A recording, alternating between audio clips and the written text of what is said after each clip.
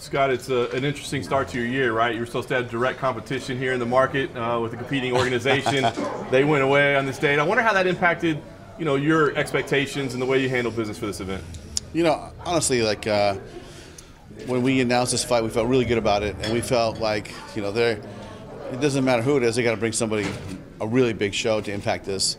And have it on the same day, and that went away. So look, we have the date. It's going to be a great show. We've been building all year towards this event, and it's going to be an exciting fight. It's a great final, like you said. I wonder, you can't determine what happens in a tournament like that, but is this the most intriguing matchup you think that could have happened in the finals? Oh, absolutely. When you think about Fedor being the GOAT, to me the greatest fighter of all time, and has looked really good in his last two fights. And what I mean by that is not just the way he's won, but he's looked really fast to me. Very explosive, and Ryan to me arguably could be, pound for pound, one of the best fighters right now, and he's in his prime. So, it's going to be a tough fight for Fedor. But listen, that guy has always stepped up and delivered over and over, and we're going to see something I think really spectacular on Saturday. Fedor's hinted that retirement could be looming. Maybe after this, maybe a few fights in the future. I wonder if you have any insight behind the scenes on what he's been telling you. We've had a brief conversation about that. I think that, I think just depends on what happens, right? Comes out, looks great, does great. I think that he'll have one direction. If it doesn't work out for him, I think he might have another direction. But that's something that only he knows, and after the fight he'll know. And you can ask him after the fight. Yeah, I want to ask you about Ryan as well. He'd be in this unique champ situation, right? First for you guys. Has he given you any indication, or do you have an idea of, if that happens, how you would proceed? Would you allow him to try to defend both belts, as he said he'd like to? How does that go? Yeah, you know what? I think he said he would like to, I think we would do both as long as it made sense. And it's sometimes titles get jammed up, meaning that there starts to become a group of fighters underneath waiting. So as long as that didn't happen, we would probably let him fight in both weight classes. Last thing for me on this tournament, I just want to ask you, now that, we still got to wait till Saturday night to see what happens, right? But now that we're here, we've reached this long build-up, how would you grade the success of what you did here? Yeah, listen, this has been a tournament that has made a big impact on the overall business, not just domestically, but internationally. And it's done great ratings. The main events have always delivered on these fights, and it's a storyline, and that's what I loved about it. I said, look, guys, let's do this tournament, and you're putting 8 guys in there that all have names of their own, right? And these guys are brands of their own, and some of the biggest brands in the world. Let's put them into a tournament. Let's create a storyline and let them. This thing will unfold on its own, and it's been a great piece of business for Paramount and for Bellator. Couldn't be happier. Scott, the co-main event, Pico versus Corrales, is that a title eliminator? Could it be a title eliminator at featherweight? I definitely think that that it could be. We haven't said that it is, but just like we like to watch the fights and see what happens, and we'll go from there, because you never know what's going to happen in a fight, and how great it will be, or how much of a advancement a certain fighter will have moving up in the ranks. But that's one of our biggest weight classes as far as having so much depth, and I think Pico and Corrales is going to be a great representation of what that division has to look forward to. But we'll see after the fights if that's going to be eliminated or not. Could there be a Grand Prix in that weight class at some point down the road? There could be. There could be. Honestly, we haven't sit down and really mapped it out. But think about all the great featherweights in that division. It's just mind blowing. So it could be. You guys have Jake Hager making his pro debut on this card, of course, of WWE fame. Notice that Bellator was running ads on WWE Raw. Oh, WWE really? SmackDown. Okay. You didn't know that. I did not know that. That's great marketing by Paramount and Viacom, so they got to take credit for that. Do you believe that he will draw some of that audience in who are curious to see him fight? I tell you, absolutely. And one thing I've noticed in being in the MMA business such a long time, or martial arts fight business, or combat sports, whatever you want to call it, there's a crossover. And when Bobby Lashley was fighting, you saw a crossover, right?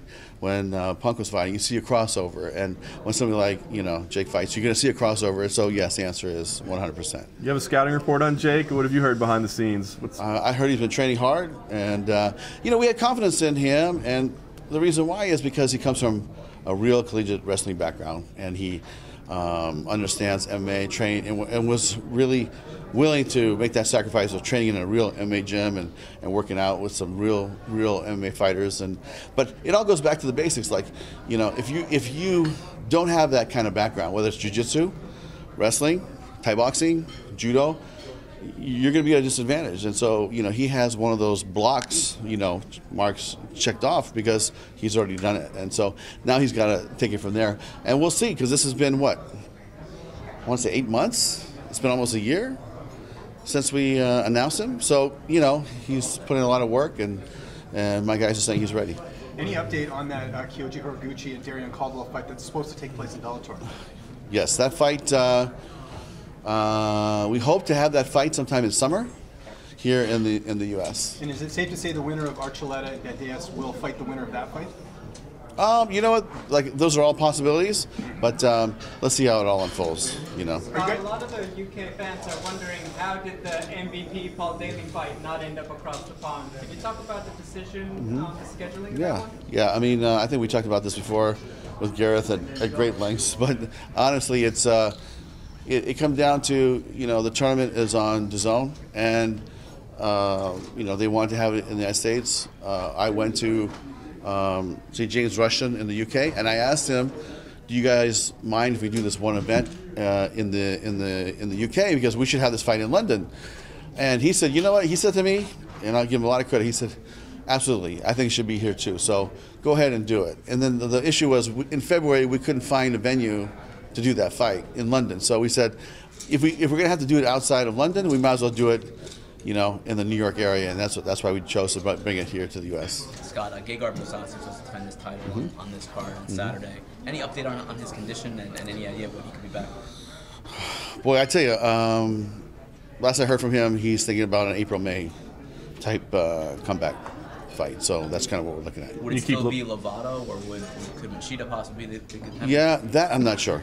That I'm not sure. What about Canada? You guys haven't been back since May of 2014. You've got Julia Budd as your champion. You've got Rory McDonald. Any chance you guys are going to come back to the Great White North? Yeah, absolutely. I mean, with Rory McDonald on our roster, you know, that's been a goal of ours.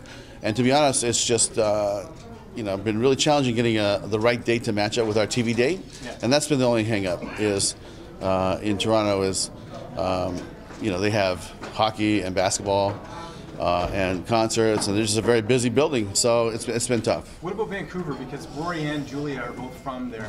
Is that something you consider? I know the commission can be a bit of a nightmare, but would you look at that as well? Yeah, I think that, you know, the people that book our buildings are looking everywhere, and you know, when the months that we need those fights are tough for them, and the months that are available is tough for us. So we haven't matched it up, but we will. We will be in Canada. I mean, I think before 2019 is over, we'll be there for sure, at least one time. And last Canadian question, Mandel Nallo has looked great in your promotion. We saw that in his last fight against Carrington Banks. Any chance we'll see more of a push from him, just because he looks like a pretty good prospect for you guys? Yeah, that's something that, you know what, feel free to talk to Rich about that, and he'll have a good answer for you. Scott, what do you think at this stage in his career, this kind of fight, this kind of tournament does for Fedor's legacy? You know, when I sat down Fedor, I'd say 15 months ago, I told him about what we were doing, and he was all about it, and he wanted to come compete. But if he would have said no to me, he still would be the greatest fighter of all time. But if he can win this, especially against a fighter like Ryan, you know what, I think this cements his legacy in the sport. And you know, he's already done it all, and he could have retired, you know, to me 4 or 5 years ago, 3 years ago, 2. You know, he just has that certain, you know, X factor that I don't think a lot of fighters, especially heavyweights, have that. Sometimes people express concern about fighters fighting into their 40s and, you know, past what a lot of people think is their pinnacle. Do you look at that in a similar fashion? Do you want to see him keep fighting? I mean, obviously it'd be good for business, but I mean, personally, as someone who's seen Fedor fight for years, do you want to see him keep fighting? I mean, listen, you know, a fighter should not fight past, you know, the time he's supposed to stop, and really that's between us and the promoters and the fighter. I mean, the trainers and the fighter himself.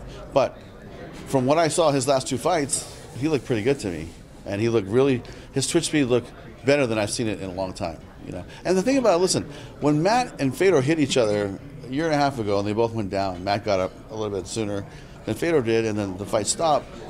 That fight, within a millimeter of a second, could have went the other way if he would have got there first. So, and heavyweights, one shot and it's over, and that's just how it is for heavyweights, and that's the division Fedor's in. So, to land a big punch and he gets stopped, does that mean he's over?